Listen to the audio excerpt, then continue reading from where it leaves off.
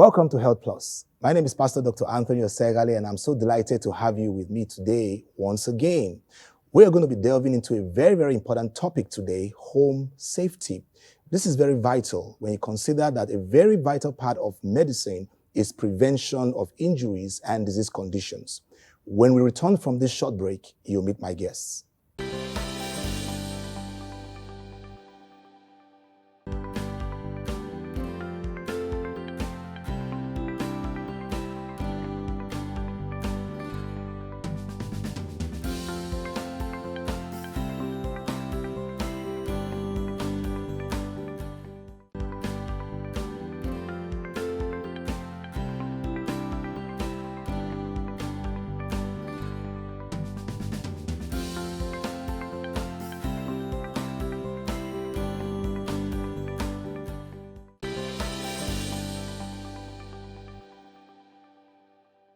Welcome back. I have with me on set today, on my extreme left, Pastor Yomi Morakinyo. He's a safety consultant. Welcome on set. Thank you very much. And on my immediate left, Pastor Joy Osegale. She's a security and safety specialist. You're welcome on set as well. Thank you. So we're talking about the issue of home safety. And today we want to take a look at fire and kitchen safety and how important that is, as regards preventing anything that can result in injuries and therefore increasing the visitation to emergency units in hospitals. So maybe we should just start off with talking about what is safety, and then let's just go straight into what actually can happen in the kitchen and also what has to do with fire around the house.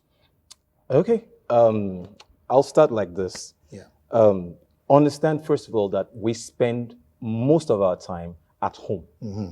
And a lot of times in the home, you're in the kitchen, you're cooking, you're doing one or two things. And then in the kitchen, obviously, that is where you have the stove, where you have fire being ignited. And a lot of things can go wrong, actually, there if you are not aware of the knowledge of safety and the precautions that you need to take. Now, because of the number of hours and times we spend at home in the kitchen, the probability of an emergency or safety issues arising are quite high. And then you ask the question, you said, what is safety? I would like to say, simply put, that safety is the state or condition of being free from harm or injury. Basically, that's simple enough. Anybody can relate with that. So if you are going to have an injury-free stay at home, injury-free working in the kitchen, you have to be aware of certain things that you must control. Now, safety is about conditioning your mind, being aware of your surroundings, and keeping simple things, out of reach, first of all, of children, and then doing the right things at the right time, the right way. Because basically, as human beings, we have a way of doing things. Once you are used to a way of doing things, it is very easy to condition yourself that way. And if you start wrongly, if you learn the wrong things from the beginning, you will continue until something stops you from doing that thing again. And one of the things that can stop you is actually an accident or an injury of some sort. So when you're in the kitchen, what are the first things that you look at? What do you do, in terms of keeping things out of reach of children? Number one, if you have matchbox that you use to strike your fire to light the stove, that's one thing you must do. Keep it away from children. And then, of course, where do you keep your gas cylinder? Where do you keep your cylinder bottle? Is it inside the kitchen? Is it outside? Is it inside the space created for it in the gas cooker? Where do you keep? How do you regulate? Do you switch off your gas cylinder bottle when you are done cooking?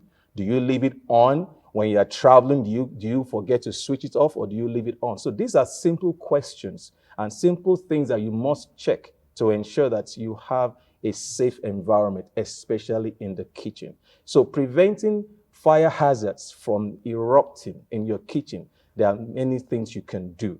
And apart from the fire itself, the flame itself, what do you do with flammable liquid, like your fat and oil, your frying oil, all those things? How do you do it? What do you do How do you keep yourself safe? How do you make use of these things?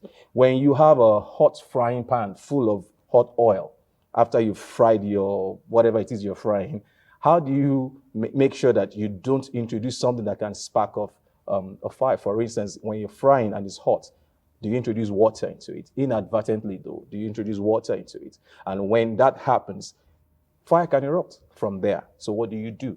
So I'm sure we're going to get to what you do eventually, but we're starting with actually what you can do to keep the Very place interesting safe. indeed. A whole lot of things to actually take a look at in the kitchen. As we were talking, it just came to my mind by what you were describing, that the kitchen appears to be a place where you can actually have a lot of incidents if control is not introduced. Okay, so you may want to say one or two things, taking a look at the home safety in this area, and then, just delve into what he's also spoken about. Absolutely. Thank you so much. Okay, so we would want to, the fire in itself is not a bad thing because we need fire to warm ourselves.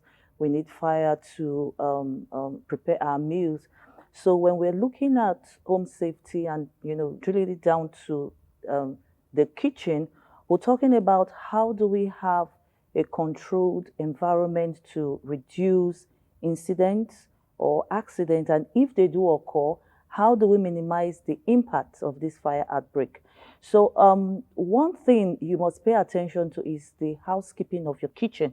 Okay. It's very, very important. You want to ensure that everything is in the place where it should be. And when you are making use of your cooking gas, first of all, the esteemed Pastor Yomi talked about us having the bottle, that's the cylinder outside, and that's very, very important. You may be staying in a home where, it is not your building, but you must devise a way. You must devise a way to ensure that your cooking bottle is not close to the burner.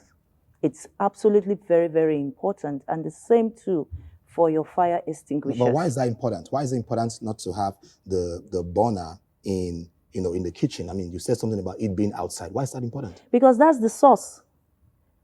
That's like a time bomb, a ticking time bomb. And if there is a fire outbreak, you will not be able to disconnect the fire from increasing or from spreading from the source, because the bottle is inside the kitchen. So it needs to be out. And then as a woman or anyone making use of the kitchen, when you are making use of a pot or a saucepan that has a long handle, how do you place the handle?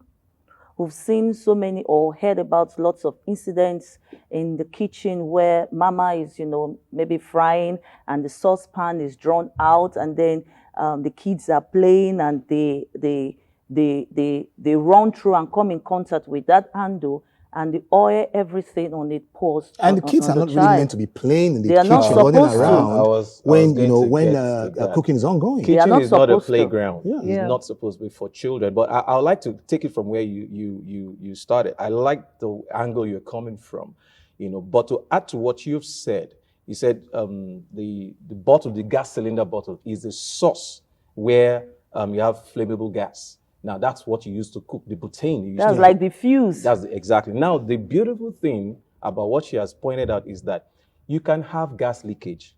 And you will not know. Okay, so that's if it's actually inside, the main if it's issue. inside the When kitchen, it's inside, it's in a locked it's in a contained enclosure area. Oh. So and then this is another part of safety that many people don't actually take into cognizance. It is not many people that can actually smell the gas, the butane that is being released from the bottle. That's true. So many times we've had explosion because there was gas leakage in the kitchen, but the people using the kitchen did not have the sense of smell to smell that there's a leakage. So all they came to do was to strike a match and boom. And that's also now we have cookers that you don't have to use the match. Yes, igniter. It is kind of automatic. And there is also a risk with that, even though it has made cooking easier, where you don't have to be stranded. Maybe it's nighttime and there's no matchstick. But we must also be very, very alert to the norm Okay, because we've seen situation just because you don't need that stick, it can be left on. You know, I thought about that when you mentioned the fact that That's very true. that the gas can be smelling Yeah. and all that. So even though the bottle may be outside, if there is no accurate alertness to ensure that the norm is off and it is where it should be, gas can still be seeping out, and that can be a huge hazard at the end of the day. Very vital. So we're hearing that it's very important to take a look at the siting of the source of the of gas as a source of fire coming out, and then you're also talking about the fact that it's important to ensure that you control the positioning of the knob, so getting the gas to come on. So there needs to be checks. Yeah. Definitely. From time to time to ensure that maybe the kids didn't go there to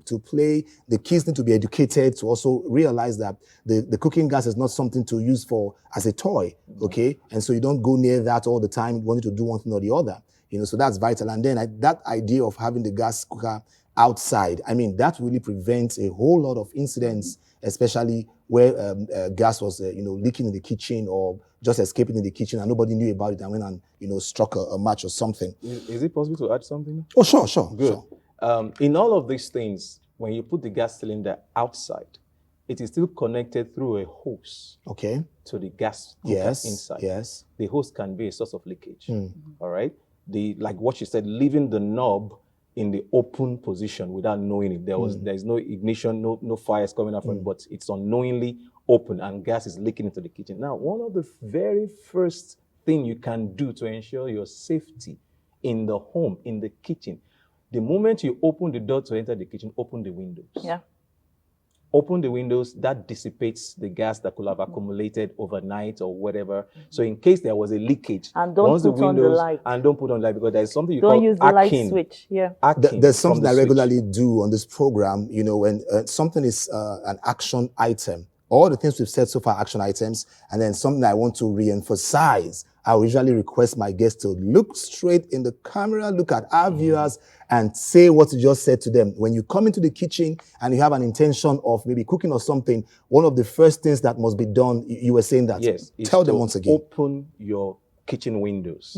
Now, that serves as a way of dissipating whatever accumulated gas you could have had in the kitchen at that time. Because if there's a leakage, you might not know it, and then it's concentrated in the kitchen, and then you strike a match or you turn on your cooker knob and it sparks into life. It can also ignite accumulated gas. Even if they turn on the light switch. Light switch, because there's something called arcing, that a spark that connects when you put on the light switch. I mean, that we've had stories of people who have had explosions in their homes because they switch on the light in the kitchen, and then there's a spark, and then there's an explosion.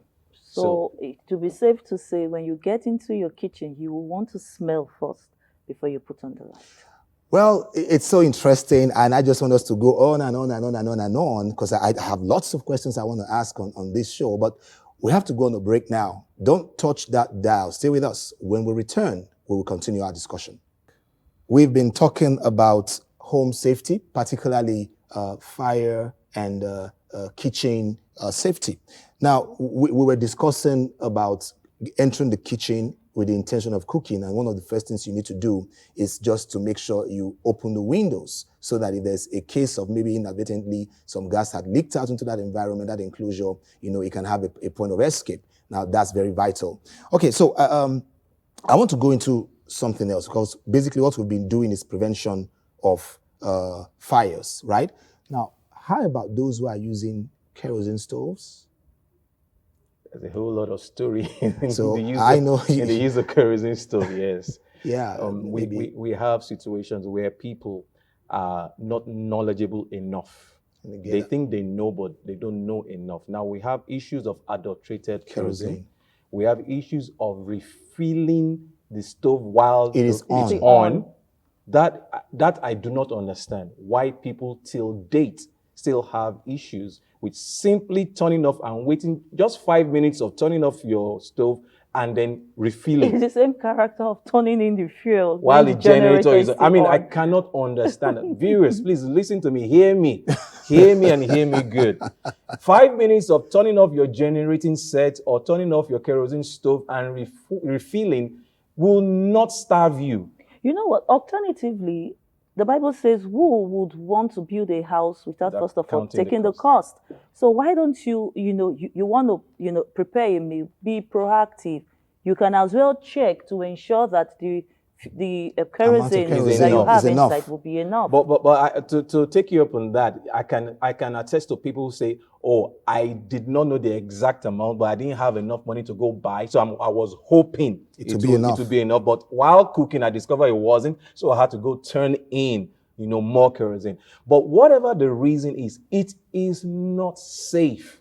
Though you might have done it and you might have escaped a fire situation, but it is not safe. And then like I said earlier, we have the situation of adulterated kerosene. We have going to buy kerosene with a container that was used to buy petrol initially. And it was not washed out, it was not rinsed out, it just bought, and mixing kerosene and petrol together, the flammability is different now. It's changed. dangerous. So you've added something to it, an element that wasn't supposed to be there. So you cannot afford to assume that this is okay. It might not have been adulterated by you. You could have gone to buy an adulterated kerosene or whatever the case. Now, that is for certain areas of the world, but there are some areas where they don't use that. But wherever you use kerosene stove, you need to be extremely cautious. In this part of the world where we're in, we've had situations of people having, burns, and many did not even recover from it. Whole families being destroyed. Like you were saying that children should not be in the kitchen. It's the same situation. While you're cooking, it is not, wherever you're cooking, whatever you're cooking with, it is not an area for children not a playground. to play. I would like to say something concerning that, because we need to train our kids too.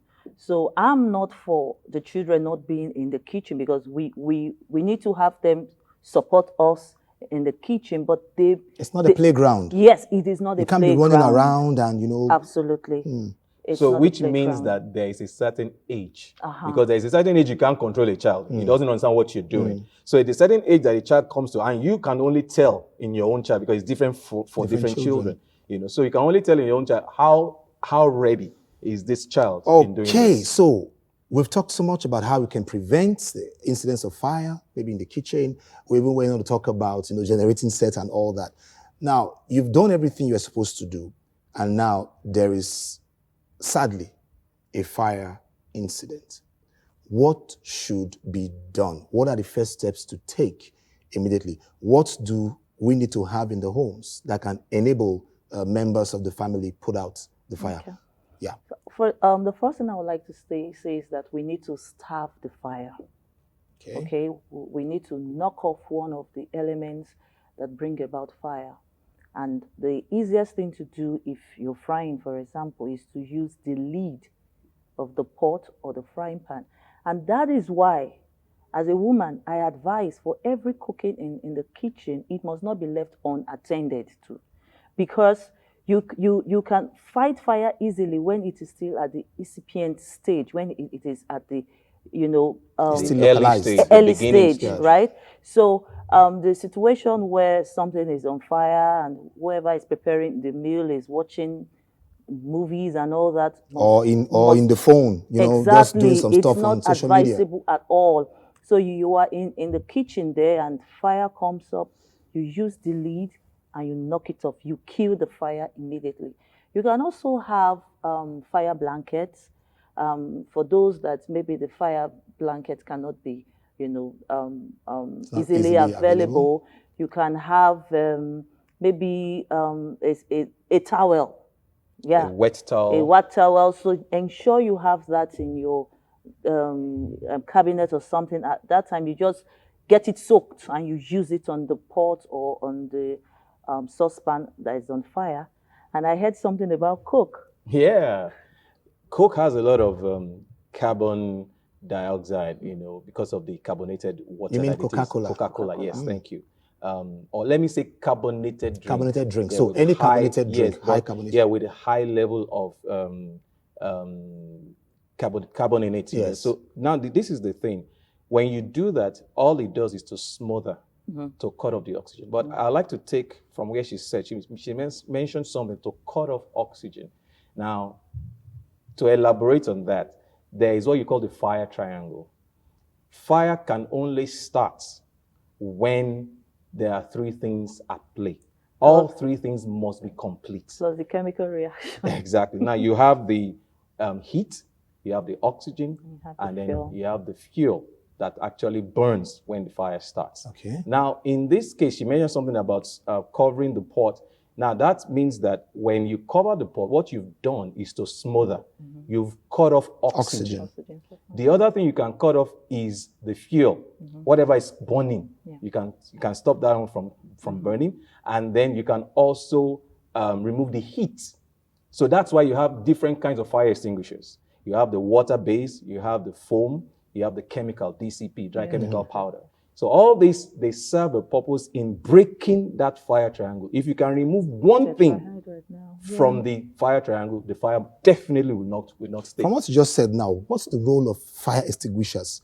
Is it necessary or is it absolutely vital for every home to have a fire extinguisher? Very necessary. The use of fire extinguishers cannot be overemphasized. But apart from having it, you must know how to use it. How to use it. And then you must be certain that it has not expired. So it's very key that we have fire extinguishers, and of course that we know how to use it. So it's not enough to have the fire extinguisher in the house. No. And it's not enough to just say, I bought one 5 years ago. No. So how... I can tell you stories upon stories of people that have fire extinguishers in the house and it served them no good because they did not know how to use it. It's like giving somebody a gun and you never train the person how to use the gun. It's useless, no matter how lethal, how powerful, how dangerous that weapon is. So far, you don't have the know-how, the knowledge of using that weapon or that particular equipment, then it's useless to the person. I know of a gentleman who worked in an oil company and was trained, like every staff is trained to. They trained them on how to use a fire extinguisher, how to put out fire. He bought the extinguisher, put it in his house, but did not show his family members how to use it. So it was useless. It was at work one day when the generator caught fire. Wow. And they couldn't do anything. They had to call him from his place of work. So but before he came, a neighbor who was knowledgeable in that particular area was able to help them. So you can imagine if you don't have the knowledge, things will have gone wrong, even though you have the right equipment at your fingertips. And of course, not just having the fire extinguisher, not just knowing how to use the placement, where you place the extinguisher in your house. If you place the fire extinguisher in a place where fire hazard is likely to occur, and then you place it in such a way that when the fire occurs, you cannot go past to go and have access to the extinguisher. It's of no use. So there are many things we consider. Now, we can as well say that there are some people who can't afford to have a fire extinguisher. Like she has said, she has given some pointers. You might not have the real deal. You might not have the fire blanket. You might not have the extinguisher, but there are things you can do that can help you. For instance, some people have said that if you mix detergent in water, it brings out foam. It can also help to smother, the fire. But beyond that, there are different kinds of fire. We've been talking about kitchen fire. Yes. And in the kitchen can have fat and oil catching fire. You can have the food, like you said, not cooking and not paying attention, unattended cooking. You can have that happening. You can have, even electrical fire can happen in the kitchen. So there are different kinds of fire extinguishers you use for different kinds of fires. You cannot use water-based extinguisher for an electrical fire, for instance. It stands to reason, common sense. So you need to know the kind of extinguisher you're using. You need to know how to use them, and you need to know the kind of fire that is happening. Okay, one more thing I want to quickly ask before we run out of time on this particular episode. Very interesting. Okay, we've dealt with localized fire, basically, in one particular area. How about where there's a situation of there's a fire source somewhere in the house, smoke has filled everywhere. How are the members of that particular family meant to posture to be able to exit that home while the fire has been taken care of? Okay. Go ahead. I was going to say that, first of all, in your home, there must be an idea of a fire escape. What do you do in an emergency, whether fire emergency or any other? So that means every family needs to have this There's a plan. There must be a plan. This training in the Yes. home. It might not be. What to It might do. not be so official. It might not Yes. be. But This an discussion. idea. That's why I say an idea. Yes, Your this discussion. kids, your children, your wife, your husband, anybody living with you must have an idea of what to do in case of a fire an emergency, outbreak, or yeah. especially now that we're talking about Fire. fire emergency. Now, if there is fire anywhere, first of all, I'd like to say, if you can, and I think you should, have a smoke detector at home. There are very inexpensive ones that you can have, battery operated. Have a smoke detector. The slightest smoke that occurs in the house, the alarm goes off, you can get a smoke detector. Now, apart from that, if the fire is raging and the smoke is thick, one of the things you must be careful to do is, number one, do not panic. It is easy to say, I know what to do when there's nothing happening. But once the fire starts, confusion can set in, especially if you were sleeping or there is no power supply, there is no light you can't see. So it is easy to get confused. Somebody locks the door. I know in this part of the world, we are so security conscious. We lock the door, we lock the gate, we lock the grill, we lock everywhere. And then you took the key and somewhere then you else. put the key somewhere. And then in an emergency, you just wake up, there is smoke everywhere. To know where the key is might be an issue. So you must be able to tell, this is where we leave our keys every So there night. has to be a plan. And of course, plan. if the smoke is all over the place, you want to go down. You need to go down. And then maybe crawl your way and out. don't switch on the light. Absolutely. Very Now, important. we will take a little bit of a look at this, in maybe another episode. But I just want to say this to us. Remember, this is one of the benefits of being born again and filled with the Holy Spirit. When you're born again and filled with the Holy Spirit, you have direction. You have direction. And you understand that there is a divine protection that you have. Let me just quickly read to you from Psalm 91 verse 10. It says, no evil shall befall you, nor shall any plague come near your dwelling. Verse 11, for he shall give his angels charge over you to keep you in all your ways. In their hands they shall bear you up, lest you dash your foot against a stone. Talking about divine angelic protection. And then there's a lot of times the Spirit of God gives these promptings. Go check what is on the top of the fridge. Go open that door and see. Don't ignore those promptings. It may be the Spirit of God just directing you to prevent an incident that was just about to happen. On that note, I'd like to say a very big thank you to my guests on the set today. Thank you so much, Pastor Yomi. Thank you so much, Pastor Joy. I hope when we invite you again to be with us, you oblige us. Definitely.